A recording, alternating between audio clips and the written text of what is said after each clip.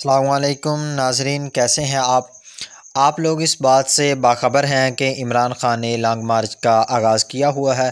आज लॉन्ग मार्च को तीसरा दिन है। तीसरे रोज़ लॉन्ग मार्च के दौरान पेश आने वाले हादसे ने पूरे पाकिस्तान को हिला कर रख दिया।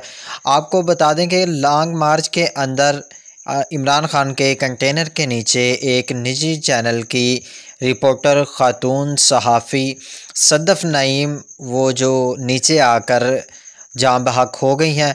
उसकी वजह से इमरान खान ने अपना जो लॉन्ग मार्च है उसको भी एक दफ़ा रोक दिया है। ये लॉन्ग मार्च लाहौर से लिबर्टी मार्केट से निकलता हुआ कामों की तरफ जा रहा था कि रास्ते में ये वाक़या पेश आया, हादसा पेश आया, जिसके पेश नज़र इमरान खान ने उनके वालिदैन के लिए एक पैगाम भी छोड़ा है और कहा है कि हम अल्लाह से दुआ करते हैं कि अल्लाह ताला उनकी फ़ैमिली को सब्र जमील अता फ़रमाए।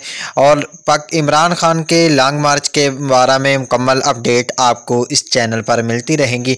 मज़ीद ऐसी वीडियोज़ के लिए हमारा यूट्यूब चैनल सब्सक्राइब करते हैं। मिलते हैं अगली वीडियो में, तब तक के लिए अल्लाह हाफिज़।